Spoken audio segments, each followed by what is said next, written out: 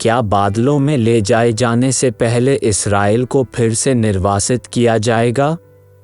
एक बार जब इस्राएल के बिखरे हुए लोग अपने देश में वापस आ जाते हैं, तो क्या कलीसिया को बादलों पर ले जाने से पहले उसे फिर कभी निर्वासित किया जाएगा? नमस्कार, पादरी जॉर्जी पॉइंटर टू इटर्निटी से और दूसरे प्रश्नोत्तर में वापस स्वागत है। देखिए, कुछ ऐसे हैं जो कहते हैं कि इजराइल निर्वासन में चला जाएगा या ईरान और रूस जैसे देश इजराइल को हरा सकते हैं और इजराइल नहीं रहेगा। इन सभी कथनों से हमें ये समझने की आवश्यकता है कि बाइबल विशेष रूप से इस्राएल और यीशु मसीह की कलीसिया पर अंत समय से संबंधित भविष्यवाणियों में क्या कहती है। आप देखिए, जब कुछ देश इजराइल को नष्ट करना चाहते हैं और कुछ संगठन जैसे संयुक्त राष्ट्र इजराइल के खिलाफ प्रस्ताव पारित कर रहे हैं और इजराइल की निंदा कर रहे हैं। वैसे 1945 में संयुक्त राष्ट्र की स्थापना के बाद से संयुक्त राष्ट्र ने अधिक प्रस्ताव पारित किए हैं क्यूबा, ईरान, रूस, उत्तर कोरिया, चीन, सीरिया या किसी अन्य राष्ट्र की तुलना में इजराइल के खिलाफ। ये कैसी विडंबना है? इन सभी विरोधों के बावजूद परमेश्वर का वचन आश्वस्त करता है कि एक बार जब इस्राएल अपने देश में वापस आ जाएगा, तो उसे फिर कभी उखाड़ा या फेंका नहीं जाएगा। ऐसी भविष्यवाणियां भविष्यवक्ता आमोस के जरिए आखिरी दिनों से जुड़ी हैं। परमेश्वर ने कहा कि वह इस्राएल को उनके पापों, मूर्ति पूजा और परमेश्वर के प्रति अविश्वास योग्यता के लिए न्याय करेगा। लेकिन कुछ समय बाद, अंत के दिनों में उस दंड के बाद, परमेश्वर इस्राएल को पुनर्स्थापित करेगा और वो उन्हें उनके निज देश में लौटा ले आएगा। आमोस अध्याय 9 पद 11 और 12 कहता है, उस समय मैं दाऊद की गिरी हुई झोंपड़ी को खड़ा करूंगा और उसके बाड़े के नाकों को सुधारूंगा और उसके खंडहरों को फिर बनाऊंगा, और जैसा वह प्राचीन काल से था उसको वैसा ही बना दूंगा, जिससे वे बचे हुए अदोमियों को वरन सब अन्य जातियों को जो मेरी कहलाती है अपने अधिकार में लें। यहोवा जो ये काम पूरा करता है, उसकी यही वाणी है। उस दिन को कौन सा समय कहा जाता है? हाँ, ये सहस्राब्दी अवधि है। यही वो समय है जब यीशु वस्तुतः दाऊद के सिंहासन से राज्य करेगा, जेरूसलम और इज़राइल से मूल रूप से इब्राहिम से वादा की गई भूमि पर कब्जा कर लिया जाएगा और वे सभी भविष्यवाणियां पूरी होंगी। अतः अंत के दिनों की ओर आमोस अध्याय 9 में आते हैं। इस्राएल के अपने देश में वापस आने के बाद समृद्धि के समय का वर्णन आमोस अध्याय 9 पद 13 से 14 में किया गया है, जो कहता है, यहोवा की यह भी वाणी है, देखो, ऐसे दिन आते हैं कि हल जोतने वाला लवने वाले को और दाख रौंदने वाला बीज बोने वाले को जा लेगा, और पहाड़ों से नया दाख मधु टपकने लगेगा और सब पहाड़ियों से बह निकलेगा। मैं अपनी प्रजा इस्राएल के बंधुओं को फेर ले आऊँगा और वे उजड़े हुए नगरों को सुधार कर उनमें बसेंगे। वे दाख की बारियां लगाकर दाख मधु पिएंगे और बगीचे लगाकर उनके फल खाएंगे। आप देखें कि यह बाइबल मार्ग अंत के दिनों के बारे में बात कर रहा है, जबकि यह भविष्यवाणी ईसा पूर्व 4वीं और 5वीं शताब्दी में इज़राइल की बहाली में आंशिक रूप से पूरी हुई थी। इसकी अंतिम पूर्ति यीशु मसीह के दूसरे आगमन से संबंधित होगी, विशेष रूप से सहस्राब्दी का समय, और उस समय के दौरान इस्राएल की पूर्ण बहाली होगी। भविष्यवाणियां जो कि तत्काल ऐतिहासिक संदर्भ पर ध्यान केंद्रित करती प्रतीत होती हैं, पैगंबर आमोस और फिर भी शायद सैकड़ों या हजारों साल बाद एक और पूर्ण पूर्ति है। इसे भविष्यवाणी की दोहरी पूर्ति या दोहरी पूर्ति संपत्ति कहा जाता है। तो वही हम यहाँ देखते हैं।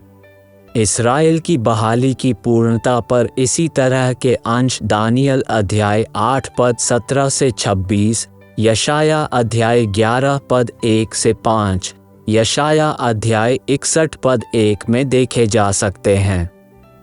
इन सभी अनुच्छेदों में हम भविष्यवाणी की इस दोहरी पूर्ति को देखते हैं। अतः यही हम यहाँ आमोस की पुस्तक में भी देखते हैं। आमोस में वापस आना, इस्राएल को उसकी अपनी भूमि में वापस लाना और फिर से न निकाले जाने का आश्वासन आमोस अध्याय 9 पद 15 में देखा जाता है। मैं उन्हें उन्हीं की भूमि में बोऊंगा और वे अपनी भूमि में से जो मैंने उन्हें दी है फिर कभी उखाड़े न जाएंगे। तुम्हारे परमेश्वर यहोवा का यही वचन है। आप देखें, जब 70 ईस्वी में रोम ने यरूशलेम को नष्ट किया तो यहूदी लोग इस दुनिया के चारों कोनों में बिखर गए थे, परंतु परमेश्वर को अपना वचन और वह वाचा स्मरण रही जो उसने दी ये अब्राहम। उसने याद किया कि इस्राएलियों की प्रतिज्ञा की गई भूमि पर लौटने की प्रक्रिया चरणों में होगा। इसे स्मृति में रखें, हम बाद में उस पर वापस आएंगे। 20वीं शताब्दी में पहला चरण आंशिक बहाली पूरी हुई जब इसका एक हिस्सा था इजरायली अपने देश को लौट गए। मसीह विरोधी के साथ अनुबंध पर हस्ताक्षर करने के बाद दूसरा चरण पूरा होगा और फिर बहाली का तीसरा चरण आता है। बहाली के पहले और दूसरे चरण के दौरान इस्राएल के राष्ट्र ने यीशु को अपने मसीहा के रूप में स्वीकार नहीं किया होगा। अब भी उन्होंने यीशु को अपने मसीहा के रूप में स्वीकार नहीं किया है और अपने वादा किए गए मसीहा के आगमन की प्रतीक्षा कर रहे हैं। लेकिन मसीह विरोधी के साथ करार पर हस्ताक्षर होने के बाद वे यीशु को अपने मसीहा के रूप में स्वीकार करेंगे। वास्तविक आत्मिक पुनःस्थापना वह पुनःस्थापना का तीसरा चरण है जब वास्तविक है इस्राएल की आत्मिक बहाली पूरी होगी। इस्राएल उस बड़े क्लेश की अवधि के दौरान अपनी परेशानी की अवधि से गुजरता है जिसके बारे में हम यिर्मयाह अध्याय 30 पद 7, जकर्या अध्याय 12 पद 10 से 14 और कई अन्य अनुच्छेदों में पढ़ते हैं। और तब आता है अंतिम चरण जो पूरा होगा जब इस्राएल के समय में मसीह के शानदार दूसरे आगमन पर बचाया जाएगा सहस्राब्दी। तभी आमोस अध्याय 9 पद 11 से 15 के पद होंगे पूरी तरह से पूरा। यशाया अध्याय 11 पद 11 में कहते हैं, उस समय प्रभु अपना हाथ दूसरी बार बढ़ाकर बचे हुओं को, जो उसकी प्रजा के रह गए हैं, अश्शूर से, मिस्र से, पत्रोस से, कूश से, एलाम से, शिनार से, हमात से और समुद्र के द्वीपों से मोल लेकर छुड़ाएगा। परमेश्वर ने दूसरी बार अपना हाथ फिर से बढ़ाने, फिर से इकट्ठा होने की प्रतिज्ञा की पृथ्वी के चारों कोनों से इस्राएल। पहली बार परमेश्वर ने निर्वासित इस्राएलियों को वादा किए गए देश में इकट्ठा किया था जब वे 70 वर्षों तक बाबुल में बंदी थे। और अब वो यशायाह में कहता है कि वो वैसा ही दूसरी बार करेगा। होशे अध्याय 3 पद 4 और 5 कहता है कि क्योंकि इज़राइली बहुत दिन तक बिना राजा, बिना हाकिम, बिना यज्ञ, बिना लाट और बिना एपोद व गृह देवताओं के बैठे रहेंगे। उसके बाद वे अपने परमेश्वर यहोवा और अपने राजा दाऊद को फिर ढूंढने लगेंगे और अंत के दिनों में यहोवा के पास और उसी उत्तम वस्तुओं के लिए थरथराते हुए आएंगे। यह आखिरी दिनों में होगा। यहूदी लोग धीरे धीरे अपने घर वापस आने लगे 1948 से पहले ही भूमि, विशेष रूप से द्वितीय विश्व युद्ध के बाद। परमेश्वर के सिद्ध समय में एक राष्ट्र के रूप में इस्राएल का 14 मई 1948 को पुनर्जन्म हुआ। हर कोई जानता है कि इस्राएल की भूमि कैसे उजाड़ और असिंचित थी 20वीं शताब्दी में इस्राएल के लोगों के लौटने से पहले। और इस्राएल के लोग अपने देश में लौट आने के बाद बहुत परिश्रम किया, पानी के प्रबंधन के लिए तकनीक विकसित की और अपनी ज़मीन पर खेती की। अब इज़राइल ताज़ा उपज का एक प्रमुख निर्यातक और विश्व में अग्रणी है कृषि प्रौद्योगिकियां। आप देखते हैं, जब लोग सच्चे जीवित परमेश्वर पर भरोसा करते हैं तो आशीषें अपने आप आती हैं। यही हम यिर्मयाह अध्याय 17 पद 7 से 8 में पढ़ते हैं, जो कहता है, धन्य है वह पुरुष जो यहोवा पर भरोसा रखता है, जिसने परमेश्वर को अपना आधार माना हो। वो उस वृक्ष के समान होगा जो नदी के तीर पर लगा हो और उसकी जड़ जल के पास फैली हो। जब घाम होगा तब उसको न लगेगा, उसके पत्ते हरे रहेंगे और सूखे वर्ष में भी उनके विषय में कुछ चिंता न होगी, क्योंकि वह तब भी फलता रहेगा। 20वीं शताब्दी के बाद से देखें, निर्वासित यहूदियों के आप्रवासन की लहरें राष्ट्र इज़राइल में बढ़ रही हैं, जैसा कि बाइबल यिर्मयाह अध्याय 16 पद 14 से 16 में कहता है, जो कहता है, फिर यहोवा की यह वाणी हुई, देखो ऐसे दिन आने वाले हैं जिनमें फिर यह न कहा जाएगा कि यहोवा जो इस्राएलियों को मिस्र देश से छुड़ा ले आया उसके जीवन की सौगंध, वरन ये कहा जाएगा कि यहोवा जो इस्राएलियों को उत्तर के देश से और उन सब देशों से जहां उसने उनको बरबस कर दिया था छुड़ा ले आया, उसके जीवन की सौगंध। क्योंकि मैं उनको उनके निज देश में जो मैंने उनके पूर्वजों को दिया था लौटा ले आऊँगा।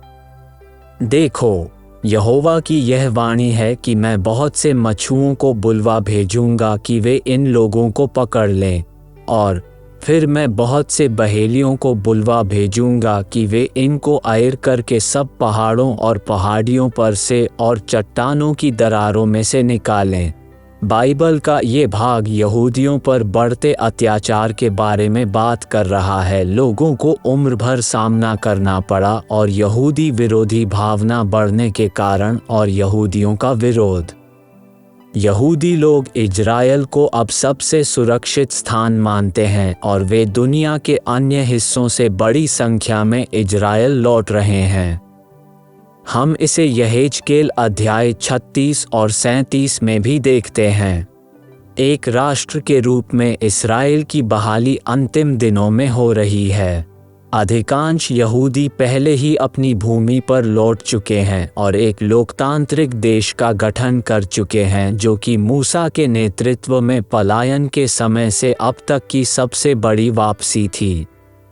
यह अनुमान लगाता है कि परमेश्वर इस्राएल की बहाली के अन्य चरणों को पूरा करेगा, जिसके बारे में कई भविष्यवाणी विद्वानों का मानना है कि कलीसिया को बादलों पर ले जाने के बाद इसका पालन किया जाएगा, और वो घटना बहुत करीब है। इसलिए भविष्यवक्ता आमोस के माध्यम से परमेश्वर का संदेश ये है कि इस्राएल का न्याय किसके द्वारा किया जाएगा, परमेश्वर। इस प्रकार परमेश्वर की धार्मिकता का अनुमोदन। परंतु दूसरी ओर परमेश्वर का अनुग्रह प्रकट होता है जब वह अपने लोगों के साथ अपनी वाचा को याद करता है और वो इस्राएल को उनकी निज भूमि पर पुनर्स्थापित करता है।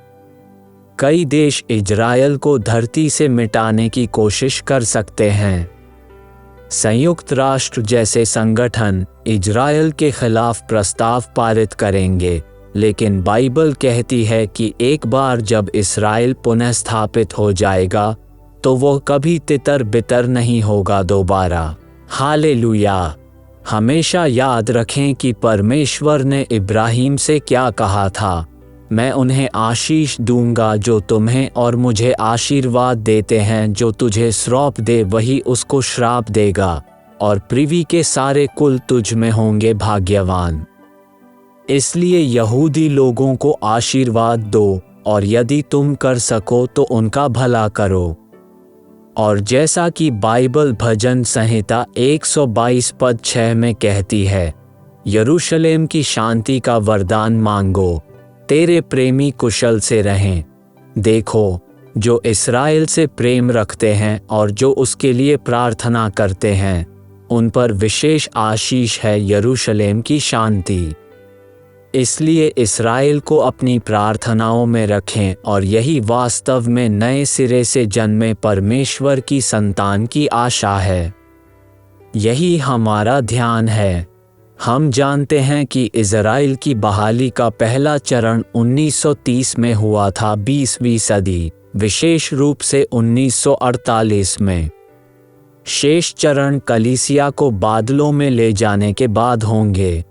चूंकि सभी अंत समय की घटनाएं इतनी तेजी से हो रही हैं, कलीसिया को बादलों पर ले जाया जाना जल्द ही घटित होगा। यीशु केवल वास्तव में नए सिरे से जन्मे विश्वासियों को ही बादलों पर ले जाएगा, जिन्होंने अपना जीवन यीशु मसीह को सौंप दिया है, जिन्होंने पिता, पुत्र और पवित्र आत्मा के नाम पर बपतिस्मा लेने की उनकी आज्ञा का पालन किया है और जिन्होंने प्रतिदिन यीशु मसीह को प्रसन्न करने के लिए अपना जीवन समर्पित किया है। वो आकर ऐसे ही लोगों को बादलों पर ले जाएगा। इसलिए यदि आपने अभी तक नहीं किया है तो अपना जीवन यीशु को सौंप दें। आशा है कि यह संदेश आपके लिए एक आशीर्वाद था। इसे दूसरों के साथ ज़रूर शेयर करें, जिससे औरों का भी भला हो। और हमेशा याद रखें, आपके पास केवल एक ही है जीवन, इसे यीशु के लिए गिनें। यदि आप इस संदेश से धन्य हैं तो लाइक बटन को अवश्य दबाएं और साथ ही अगर आपने अभी तक सब्सक्राइब नहीं किया है तो सब्सक्राइब का बटन दबाकर सब्सक्राइब करें और साथ ही उस बेल नोटिफिकेशन को भी दबा दें ताकि आपको इसी चैनल पर ऐसे ही धन्य संदेश और अपडेट मिलते रहें।